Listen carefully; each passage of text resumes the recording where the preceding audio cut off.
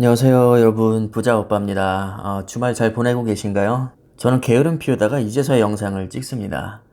오늘도 무슨 영상을 올릴까 고민을 하다가 일단 주가가 부진한 이유에 대해서 좋은 기사가 나 있더라고요. 그래서 이 부분에 대해서 좀 말씀을 드릴까 합니다.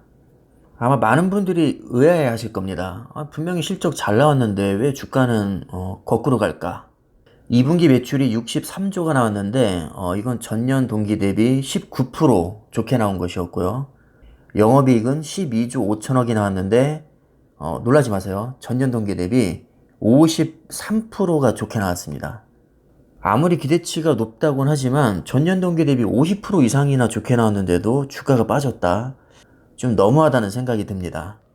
아마 많은 분들이 예상하시겠지만 원래 주가라는 것이 선반영되는 특성이 있잖아요. 보통 6개월에서 뭐 요즘에는 1년까지도 선반영이 된다고 하는데 이미 지난 건 뭐 의미 없다 이거죠. 어차피 좋게 나올 것을 충분히 예상을 하고 있었고 같은 메모리 반도체 업체인 마이크론의 실적이 삼성전자보다는 통상적으로 더 일찍 발표가 되기 때문에 마이크론을 통해서 어닝 서프라이즈가 나올 것이라는 것을 거의 확신을 하고 있었던 상황입니다.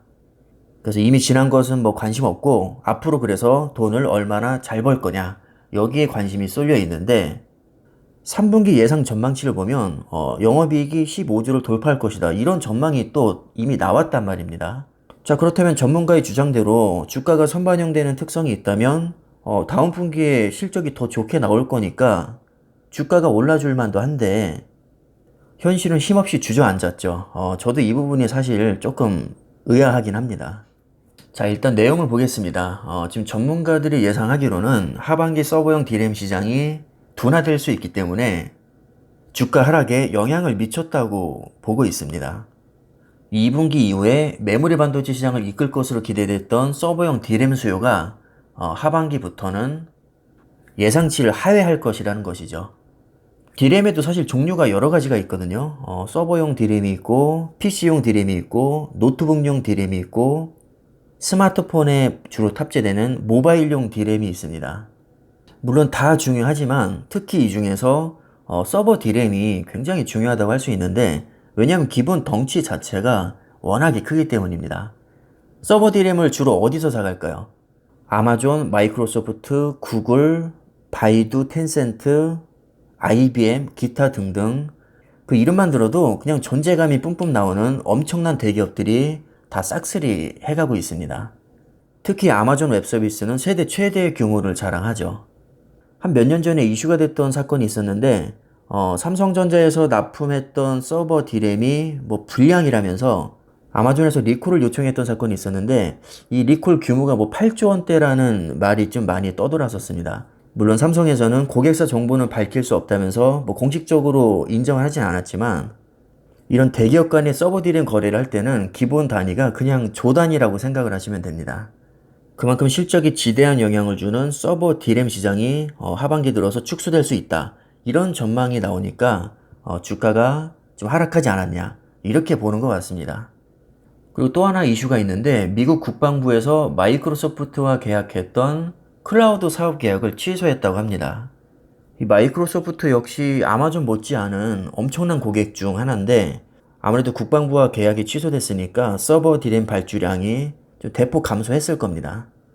또 북미 하이퍼스케일러들의 서버 D램 재고 상승과 이로 인한 D램 업황 둔화로 삼성전자가 조정을 받고 있다. 또 이런 분석도 있네요. 여기서 하이퍼스케일러는 데이터 센터를 운영하고 있는 대형 업체라고 생각을 하시면 됩니다. 뭐 한마디로 대형 고객들이 이미 D램 재고를 많이 가지고 있기 때문에 뭐 주문을 많이 넣을 일이 없다는 거죠. 아무래도 수요가 줄면 1차적으로 가격 상승에 제한이 걸릴 것이고 2차적으로는 판매량이 감소할 수 있습니다.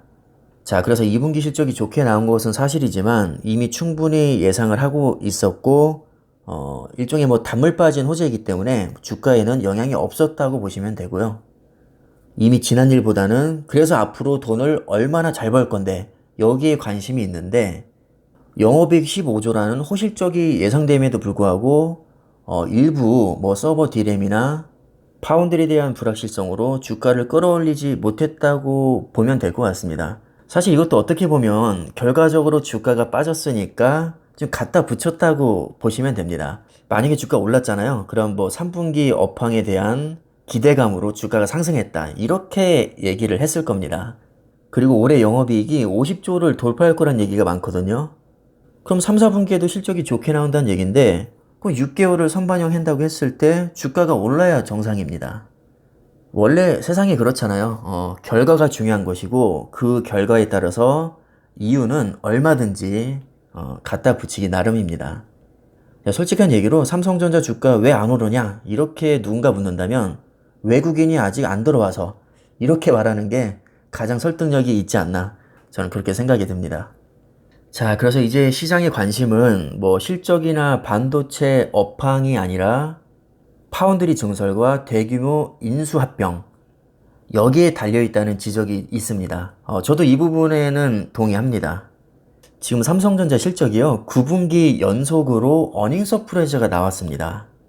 어쩌다 한두 번 좋게 나온 게 아니라 거의 2년 이상 동안 꾸준하게 기대치를 상회했기 때문에 뭐 사람들이 면역이 생겼다는 거죠. 그래서 이제는 어닝 서프라이즈로 인한 주가 상승은 좀 기대하기가 좀 어렵다고 생각이 들고요. 파운드리나 M&A 같은 뭔가 사람들이 크게 기대하지 않고 있는 분야에서 깜짝 실적이 나와야 주가가 오를 수 있다고 봅니다. 근데 어떻게 보면요. 지금 마이크론이나 TSMC도 고점 대비 굉장히 많이 빠진 상태란 말이죠. 삼성전자랑 크게 다르지 않습니다. 거의 올해 고점 대비 지금 15%에서 20% 사이 빠졌는데 다른 경쟁사들과 결부지어서 생각을 해보면 그냥 반도체 섹터 쪽으로 세력들이 아직은 뭐 들어오지 않았나 하는 생각도 듭니다. 저는 그냥 심플하게 지금은 주식을 모아야 될 때지 이렇게 펌핑되는 시기가 아니구나. 분명히 언젠가는 펌핑이 될 텐데 뭐 그 시기를 알 수는 없고 그 시기가 오기 전에 한 주라도 긁어보자 이런 생각으로 지금 수량을 모으고 있습니다. 그럼 오늘 영상이 여러분들 투자하시는데 조금이라도 참고가 되셨길 바라겠고요. 영상은 이쯤에서 마무리를 하겠습니다. 주말 잘 보내시고 성투를 기원합니다. 감사합니다.